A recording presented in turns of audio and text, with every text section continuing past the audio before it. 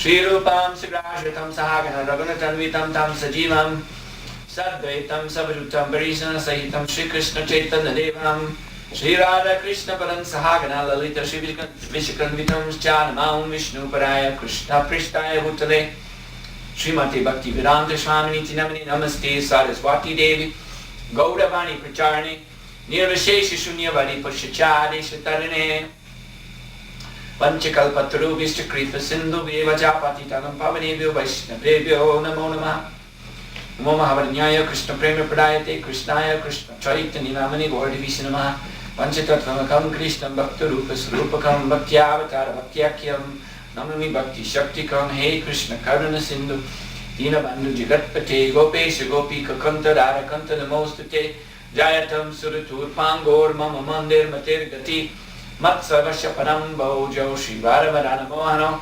Dibidvindaranya Kalpadrumala Shrimatra Nagara Sinhashanasto Shriman Radha Shila Govindeva Prishtali Sevi Manasmarami Shriman Rasada Sarambi Vang Shiva Tatatastata Karshan Venus Vanaya Gopir Gopinata Shvetana Tapta Kanchana Gaurange Radhi Vrindavaneshwari Vrishavana Suti Devi Pranamami Hari Priya Jaya Shri Krishna Chaitanya Prabhu Nityananda Shri Advaita Gadadhar Shivasari Gaura Bhaktivinda Hare Krishna Krishna Krishna Hare Hare Hare Rama Rama Rama Hare Hare Hare Krishna Krishna Krishna Hare Hare Hare Rama Rama Rama Hare Hare Hare Krishna Krishna Krishna Hare Hare Hare Rama Rama Hare Hare Om Namo Bhagavate Vasudevaya Om Namo Bhagavate Vasudevaya Om Namo Bhagavate Vasudevaya Om Namo Bhagavate Vasudevaya Om Namo Bhagavate Vasudevaya Om Namo Bhagavate Vasudevaya Narayanam Namaskritya Naram Chaiva Narottamam Devim Saraswatim Vyasam Tato Jayamudira. Before reciting the Śrīmad-Bhāgavatam, which is our very means of conquest, we should offer our respectful obeisances unto the personality of Godhead, Lord Narayan, unto Narayan Rishi, the supermost human being, unto Mother Saraswati, the goddess of learning, and unto Srila Vyasadeva, the author. So we are reading this morning from Śrīmad-Bhāgavatam, Canto 7, Chapter 6, Prahlad instructs his demoniac schoolmates. Text number 5. This verse reads, Tato yateta kushala kshemaya bhavam ashrita shariram parusham yavam na vipadyeta pushkalam. Please repeat. Tata. Therefore. Yateta. Should endeavor. Kushala. An intelligent man. Interested in the ultimate goal of life. Kshemaya.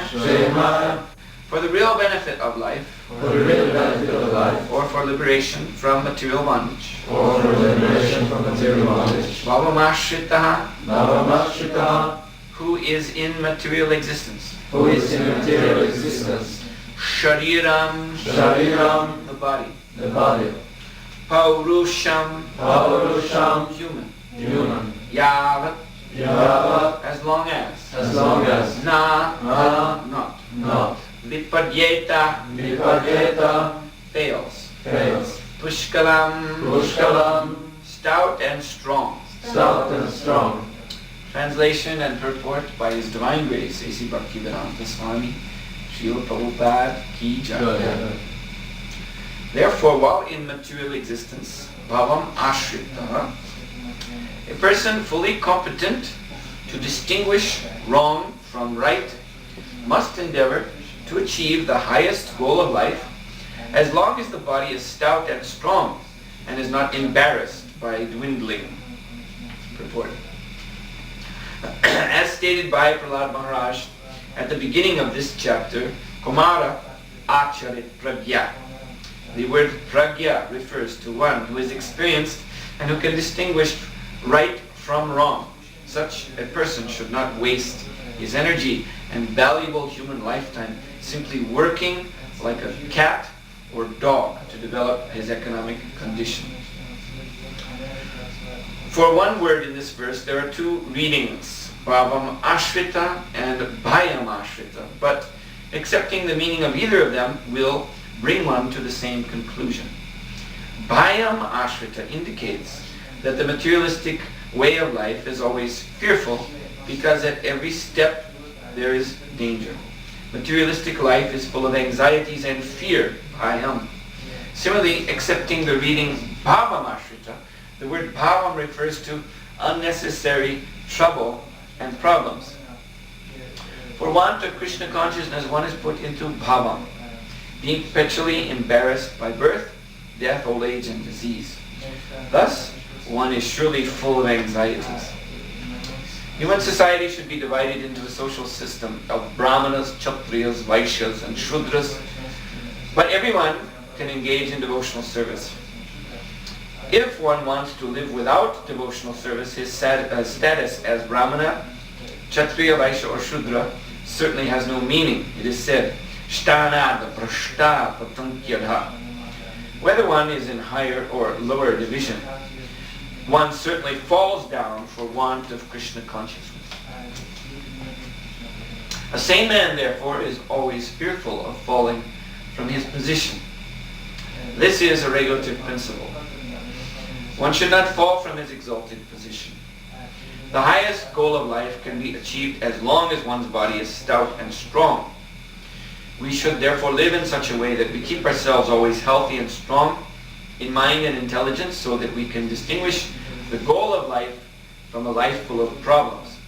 A thoughtful man must act in this way, learning to distinguish right from wrong and thus attain the goal of life.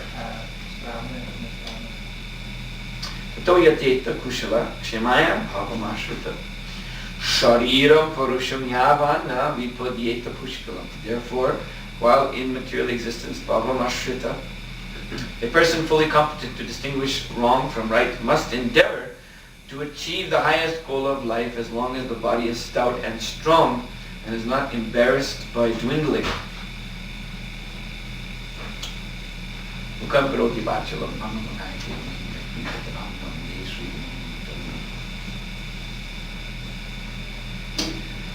So, Shariram parusham yava navi padyeta pushkalam. This is the last line.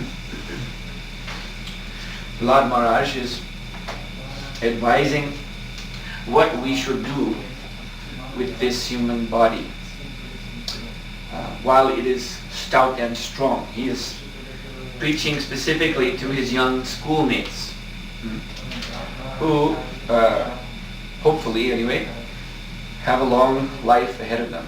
This is our hope. When we are young, we think we have a nice long life of many years before us. Now that may not be true. We have only a few seconds left. But anyway, the body is, for the moment anyway, stout and strong. So we see this human civilization, human culture, which has existed on the face of the earth for so many millennium, so many thousands and thousands of years. So in this human culture, various ways have been offered the human being how to expend this energy of the body. Just like last night, I happened to see Manidhar Prabhu has in his collection one video of the pyramids of Egypt. So I looked at this. And so we were taken on a tour, video tour, of the great pyramid of Cheops, the pyramid of Giza, which is as high as a 40-story building. And if you've seen this, you know, they showed how if all the stones were taken apart and put in a line, it would stretch across the entire United States and then almost all the way back. So many stones were used to make this pyramid. Now, one of the great mysteries of this great pyramid is how they built it. How so many men could have been assembled at this place in the desert. This is, I remember reading in the past also.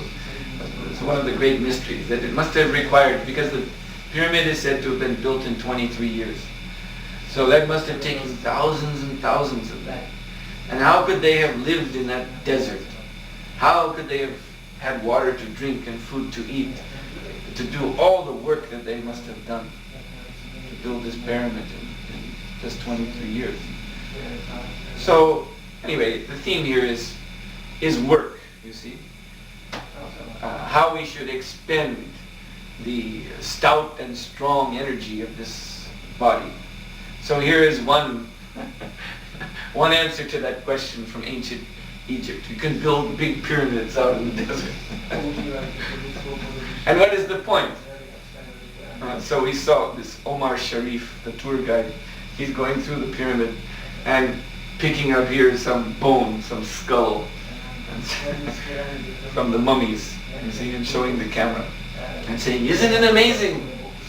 After 5,000 years, this bone is here. This whole pyramid was built to shelter this bone. Why, this is probably exactly the same bone as I have in my body right now." I thought this was interesting too, because also so much effort was made to make this film. Omar Sharif was a big Hollywood star. He had to go out there in the desert with a camera crew and go up and down to the inside of the pyramid to look at bones and compare these bones with the bones in his own body. So you see, what is the use of so much endeavor to build a pyramid, and then 5,000 years later to come with camera crew and investigate the pyramid, and what is the ultimate conclusion? Bones. Marveling over the bones. The Egyptians, they built these pyramids somehow they had some idea to preserve the life or to attain eternal life, but that obviously is useless. Simply some old skeletons now laying in these dusty catacombs underneath the pyramid.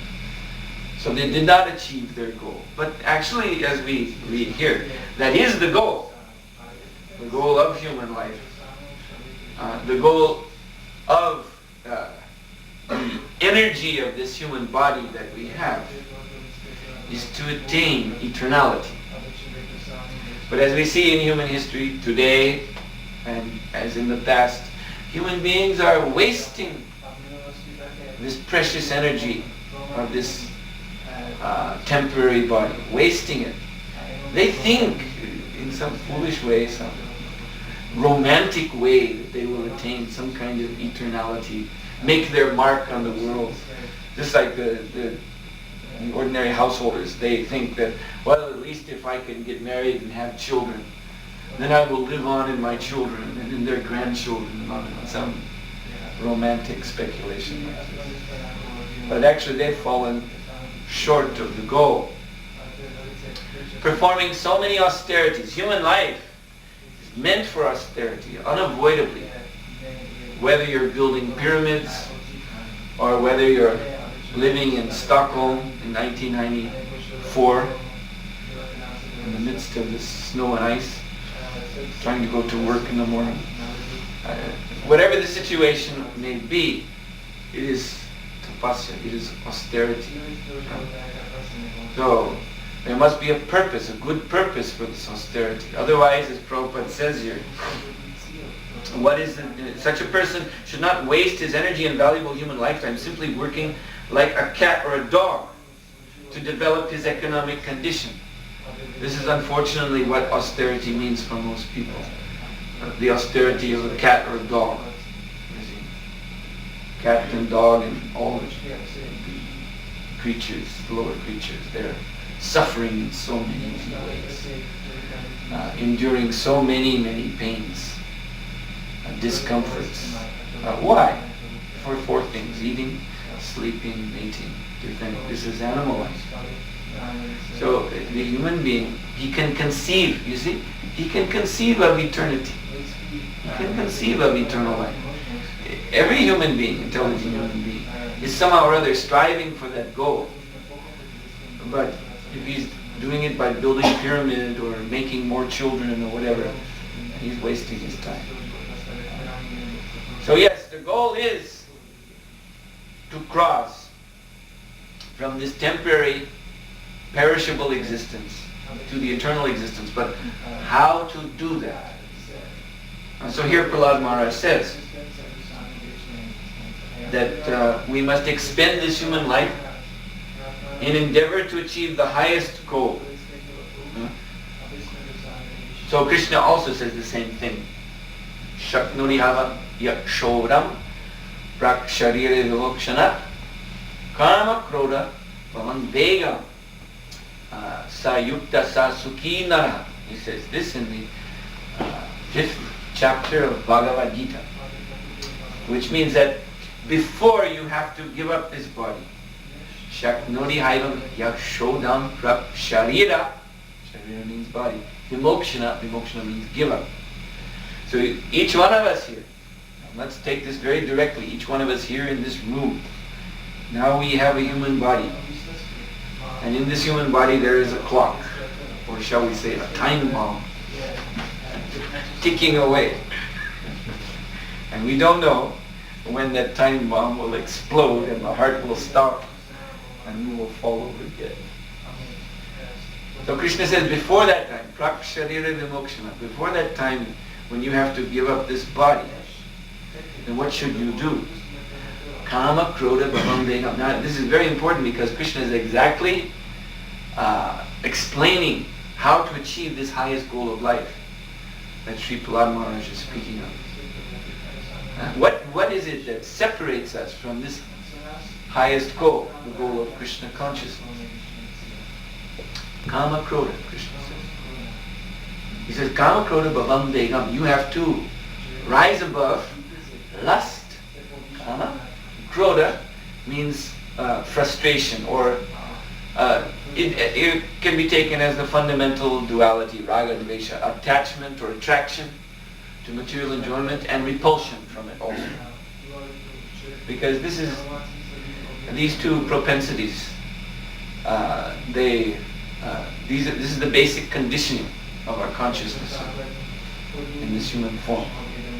These two propensities, to be attracted by sense objects, and then after trying to enjoy them, getting frustrated by them, and then rejecting them.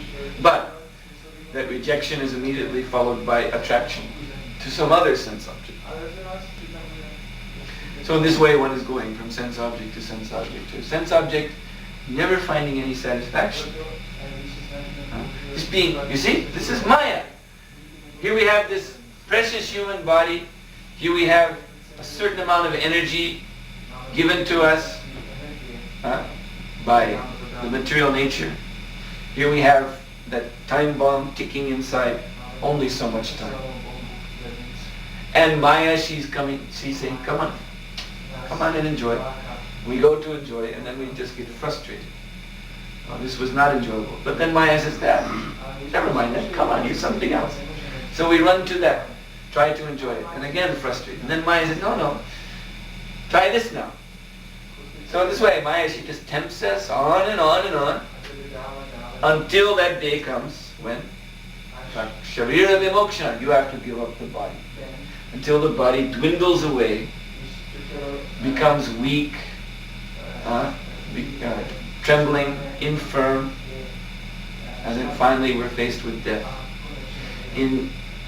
By this time, by the end of life, one is practically unable to change his destiny. He spent all of his youth pursuing sense objects uselessly. So by the end of life, he has no strength, he has no determination left to suddenly focus his mind on Krishna. Some people think like that. All right, I'll spend my youth enjoying sense gratification, and only later in life will I become serious. No. If you spend your youthful life in sense gratification, by the time you're old, that's all you'll be able to think of is sense gratification. You probably know the story of Akbar the Great, who asked his minister, He had a very intelligent minister, and he asked him, how long is a man's mind attracted to the opposite sex? And the minister replied, right up to the very end. And the great Emperor Akbar, he was surprised. He said, I can't believe this. You mean an old man whose senses don't even function anymore, he'll still be attracted to sex pleasure? And the minister said, yes. And he said, I'll come later, Maharaj, and I'll prove it to you. Just wait. So sometime later, the minister returned to the palace and said, come on, come with me right now, quickly, Your Majesty, and bring your daughter. So the king had a beautiful daughter, young princess. Bring her too. So they went through the streets of Delhi, through the narrow alleyways, and they came to one door, and the minister said, now behind this door, there is an old man who is on his deathbed. He's just leaving his body right now. So we shall enter all together. Your Majesty, myself, your minister, and your beautiful daughter. Now, Your Majesty, as we enter, I want you to look very carefully at the eyes of this old man. And see what he looks at when we walk in. So they entered. Now just imagine, here's the king, the great Emperor Akbar, one of those powerful kings in human history, recorded human history, I mean before. We're talking about recent, last 3,000 years, that human history, not Vedic history. But anyway, in recorded human history, Akbar the Great is one of the greatest monarchs. So, but the old man, he was not looking at Akbar. He could see full well that Akbar had entered, but his eyes were looking at the young princess. So the king, Emperor Akbar, he was surprised. Yes, you're right. It's a fact. Even at the very end of life, one is attracted to material pleasures. So yes, if we cultivate material sense gratification while the body is stout and strong, then by the end of life, we'll not be able to control our minds. We'll not be able to fix the mind on Krishna. So, then how do we do this? Krishna says, Kama, Krodha, Bhavam, Vegam. Then you have to rise above this duality of sense attraction and sense repulsion. Asayukta, one who does this, Krishna says, he's a yogi, Sasukhi Nara, and among men he is happy, he is actually satisfied. So, how do we do this? So, yes, human life is meant for tapasya. So, does it mean that can be done by tapasya, some kind of austerity, restraining the senses, sitting in a cave, staring at the wall, meditating on one's navel? Is this the method? No, actually, the method is very simple. Simply serve Krishna. Srila Prabhupada taught us one nice verse. Aradito yadi haris tapasya tatta kim. Naradito yadi haris tapasya tatta kim. Antar bahir yadi haris tapasya tatta kim. Nantar bahir yadi haris tapasya tatta kim. A very nice poetic verse in Sanskrit, which states that the first line, Aradito yadi haris. So, what is the use? Tapasya tatta kim. What is the use of austerity? If you are a devotee of Krishna, if you are engaged in Aradito yadi haris, if you're engaged in the worship of Lord Krishna, if this is how you're expending the energy of your body, then tata tapasya kim. Now what is it? You don't have to worry about austerity. You don't have to worry about fasting, standing on your head. Going into the mountains and meditating on the ice or anything like this. Any type of artificial program of sense control. And then the verse goes on to say, Nararito yadi haris tapasa tattakim. And if you're not a devotee of Krishna, also what is the use of your austerity? What is that going to get you? What, some mystic power? Just like the yogi, there's one yogi in India, very well known. So he can produce sweets from his hand. He goes like this, shows there's nothing in the hand, and then some sweet is there. So Prabhupada said, what is this? You can get sweet in the market for 2 paisa. So much austerity to produce 2 paisa sweet. And for this he is called God by so many people. But what is this? So Nararito yadi haris tapasya tata kim. If you're not a devotee of Krishna, then whatever austerity you may perform, whatever result you may attain from that austerity, mystic power, whatever it may be, it is useless. And then Antarbahir yadi haris tapasya tata kim. Here's a very nice point. That if you can see, Antarbahir means within and without, if you are Krishna conscious, then there is no need for austerity. You have attained everything that is to be attained. By this, Antarbahir yadi haris, by seeing that Krishna is within and without. In other words, seeing everything, seeing Krishna everywhere. No matter in what situation you may be, if you're always thinking of Krishna, always engaged in Krishna's service, you've attained all that there is to be attained in this human form of life. And again, Nanta yadi haris tapasya tattakim. And if you can see Krishna inside and outside, then what is the use of your austerity? What is the use of this human life? Because human life is meant for austerity. So tata tapasakim is actually also asking, what is the use of your human life? If you're unable to see Krishna within and without. Now what about this? Someone may raise this question. So this sounds to be very esoteric, to see Krishna within and without. Are we sure that we are doing this? Here we are, devotees of Krishna. Obviously you're working so hard here in New Brahmakund. So sometimes we have this doubt. Yes, I'm working so hard, but maybe it is all simply bahir, all external. And internally I'm not remembering Krishna. So maybe, yes, tapasya tattakim, what is the use of what I'm doing? But actually, we should be optimistic, because Srila Prabhupada's position on this question was that the Lord is absolute. We're all serving the Lord's holy name. And this is the Sankirtan movement.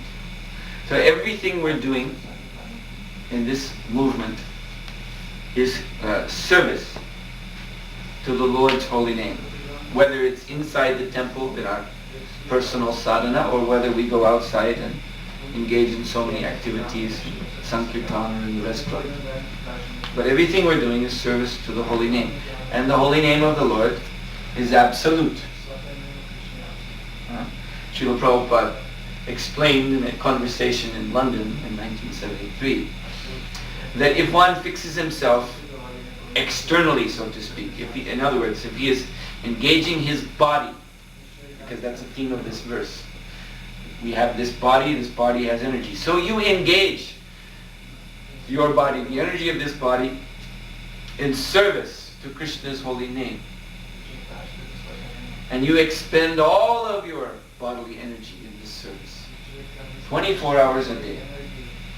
Working for this Sankirtan movement. Srila Prabhupada explained, because the holy name is absolute.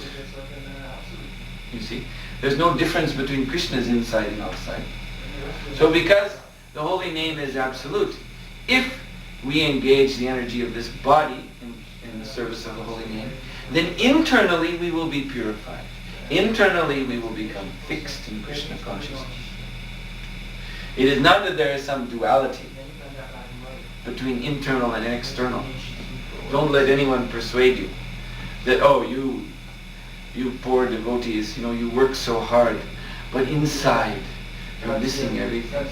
To cultivate Krishna consciousness inside, you have to do something special, something esoteric. And actually, if you do that special, esoteric, internal, raganuga, whatever it may be, then you don't need to do all this external work. Then you can be very relaxed and think of Krishna and cry. So some people may say like this, but Srila Prabhupada never said like this. So Raganuga or no Raganuga, we must be Prabhupada-nuga. We must follow Srila Prabhupada. So Srila Prabhupada said, if we expend our energy in serving the holy name by following the regulatory principles, chanting 16 rounds daily, attending the program, and otherwise giving all of the power of this body to this Sankirtan mission, then because the Lord's holy name is absolute, it will act within, it will act internally, and it will be purified. And that is what Lord Chaitanya says in the Shikshashtakam. That's the whole point of the Shikshashtakam. If you analyze from verse 1 to verse 8, you see Sri Chaitanya Mahaprabhu is beginning in verse 1 in his Shikshashtakam, explaining about purifying the mind by chanting Hare Krishna mantra in Sankirtan. Param Vijayate Shri Krishna Sankirtan. He's explaining how Chaitodarpana mantra, you know this, how the mind becomes purified and how the blazing fire of material existence is doused, and how everything auspicious comes upon the living entity by chanting the holy name. And then step by step, he takes us along the development of chanting Hare Krishna until finally by verse 8, he is speaking of the most confidential, loving ecstasy of Vipralamba Seva, the mood of Srimati Radharani and the gopis. This is developed by Nam Seva, by service to the holy name, the Sankirtan movement. So there is no duality. We should not think that simply we are working so hard externally and nothing is coming internally. No, we are being purified at every step. This is also there in the Shikshashtakam. At every step of our service to the holy name of the Lord, we are being purified. We are actually drinking nectar. Now, why don't we taste the nectar for a moment? A moment that is also explained, because we are diseased. Rupa Goswami compares our material disease to jaundice. So Shitapi Avidya, that verse, he says that just as one has jaundice, then something that is sweet, rasgula, it tastes bitter because of the effect of the disease. Yet rasgula is the cure. If you take rasgula when you have jaundice, that will cure you, and you know that you're becoming cured because gradually the rasgula starts to taste sweet. As soon as the sweet taste reappears on the tongue, you know, it's getting better. So in the beginning, we're serving the holy name, but we may not have taste. It may even be bitter. And that's when we think, something must be wrong here. I'm working so hard externally, but internally, there's no taste. No, but that's because you're diseased. We must take the humble position. That is because of our diseased condition. So, what should we do? We have to keep working hard. We have to keep taking the cure. That is the meaning of sadhana. Sadhana means you taste or no taste, but you must do it. When the doctor gives us, also when we're sick, we go to the doctor and he gives us some medicine and he gives us some instructions how to deal with this disease. So this curative process may be unpleasant. We may not like to do it. The medicine may be very bad tasting, and he tells us to refrain from eating certain foods and only eat these foods, and the foods that we're supposed to eat we may also not like.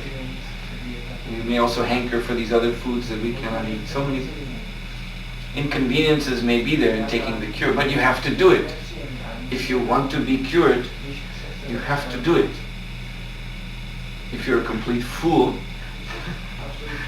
and you think, oh, it's too much trouble, I will not do this, then you'll never get cured. It's that simple. And that is the mission of this human form of life, to get cured. As defined by Lord Krishna himself. Shaknoti haivam yashodam prakshavira vimoksha. We have the time that we have within this human body to rise above kama and krodha and become established in yoga and Krishna consciousness and become happy. We have only this much time. So one must become serious. Don't put it off. Don't think, oh, let me enjoy today. This is too much trouble. You may not have a tomorrow.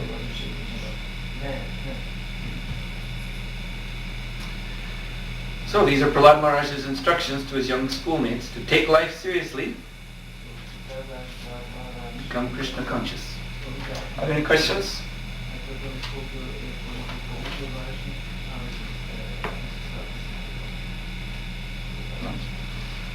Yes. Regarding the 10 offenses, if you can just hear the Hare Krishna mantra, are you then avoiding the offenses? Yeah, that's a good point. If one actually hears, if one is actually hearing.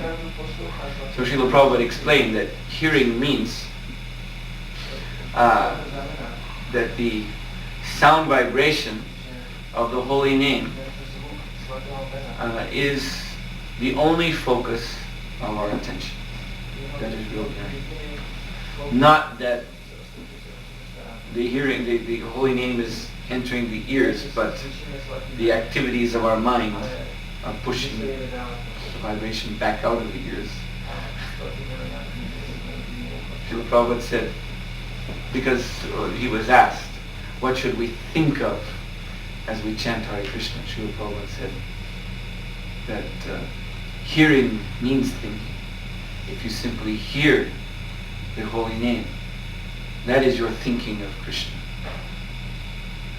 See, Prabhupada would not even accept thinking of Krishna while hearing the Hare Krishna mantra. In other words, having some thoughts, some Krishna conscious thoughts going on in the mind while chanting japa. No.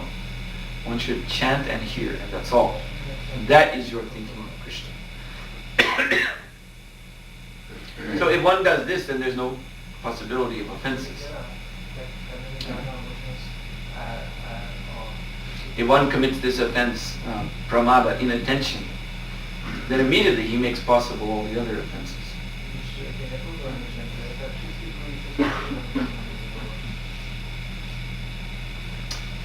Any other question? No, repeat. Should one reject this internal life of the devotee? Or this? I'm not sure I understood completely. Yes. Well, my point is that there is no duality. The internal cultivation of Krishna consciousness is included within the sadhana bhakti that we have received from Srila Prabhupada. We should never think that Srila Prabhupada, seeing that we were so neophyte, he only gave us the process up to a certain point. And then when we reach that point, we have to look elsewhere. We have to investigate or experiment or go outside of ISKCON, find some Babaji in Radhakund and ask him, now what do I have to do? Srila Prabhupada gave us everything. Now the question is whether or not we're practicing everything that Prabhupada gave us. That's another question. If we're not actually putting into practice everything Srila Prabhupada gave us, then naturally there will be some lack. We will feel some lack within. But don't blame the process Prabhupada gave us for that. You have to blame yourself for not fully accepting it. Because I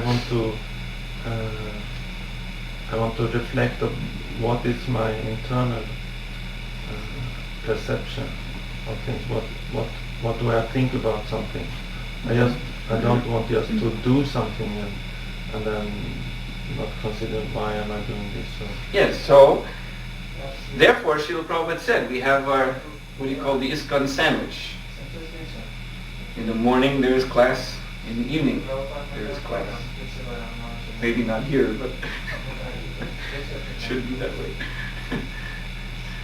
Because in the morning and before you start your daily activities, you hear Śrīmad-Bhāgavatam and you can put questions, have your questions answered, and then you go and do your seva in the day. And more questions may arise in the mind, more, problems or whatever, doubts. So then in the evening, there's another class. You can go to that class and hear and satisfy your questions. So here's the illustration, how in the process that Prabhupada gave us, everything is there, both internal and external cultivation of devotional service. And they cannot be separated. There's actually no duality between them. You either follow the whole process or you're not following it properly. Was this process specially set up by Srila Prabhupada for us living here now in the Western world? Well, this is, some adaptation is there, but it is standard. It is standard sadhana bhakti. What is, bhakti means to serve the deity. So this is what we're doing. Deity means the murti, but deity also means, in this age, the holy name. So this is the Sankirtan movement. We're serving the deity. Krishna, what is that?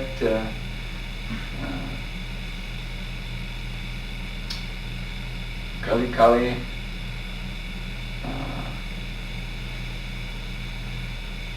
Anyway, I forgot. Krishna avatar. There's a verse in which it is stated that in this age of Kali, Krishna descends. The Krishna avatar is Harinam, the holy name. So this is the purpose of the Sankirtan movement, to serve this avatar of Krishna. Just like the Murti, Shri Gaurnitai, Shri Radha Krishna. This is also the Archa avatar.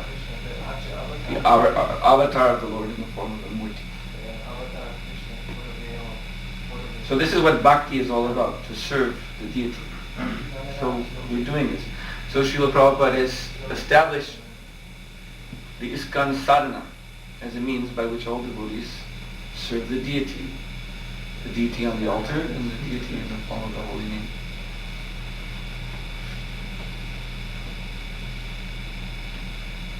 Anything else?